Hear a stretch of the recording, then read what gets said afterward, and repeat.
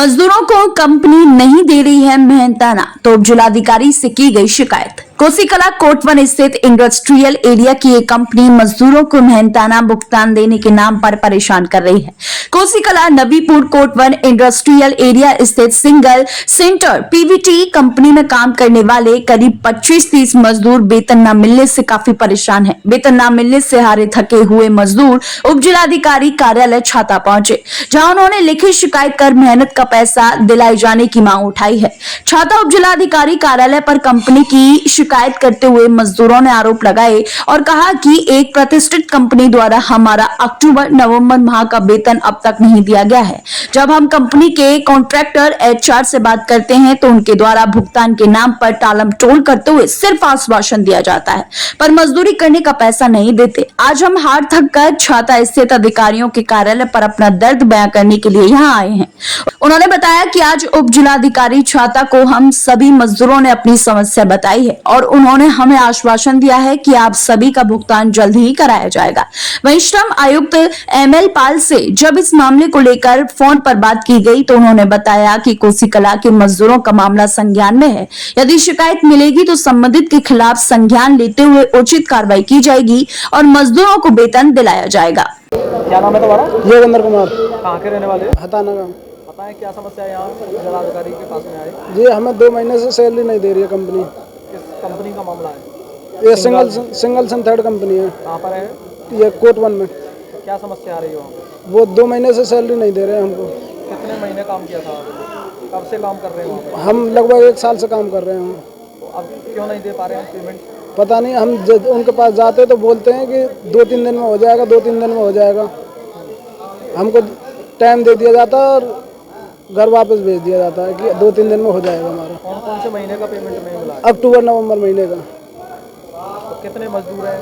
आप लोग आए हैं तो हम लोगों को नहीं मिल रहा है कि आपको नहीं मिल रहा है? नहीं, 25-30 मजदूर हैं हम। 25-30 लोगों को नहीं मिल रहा है। हाँ जी। उन्होंने काम किया था वहाँ पे? हाँ, सब काम। उन्होंने भी काम किया है? हाँ जी। तो क्या कारण बताते हैं किस वजह से नहीं मिलता है पेमेंट? पता नहीं, अब तो हमको गेट के अंदर ही नहीं जाने दिया जाता है। 4 बोलता है कि आप मालिक से बात नहीं करोगे, हमारी बात होगी। 2-3 दिन का टाइम मांग रहे हैं। एचआर कौन है? नरेश। क्या कहते हैं वो यही कहते हैं कि हमारी बात होगी, 2-3 दिन में आपको मिल जाएगी, लेकिन नहीं मिलती है। लिखित में बताया था उनको कि हमारा भुगतान किया जाए? लिखित में कोई दिया था आपने समस्या? नहीं, अभी तो नहीं दिया, लेकिन अब हम एसडीएम साहब के पास आए हैं। आज यहाँ एसडीएम साहब के पास हाँ आए जी। हैं। तो क्या कहा है एसडीएम साहब ने?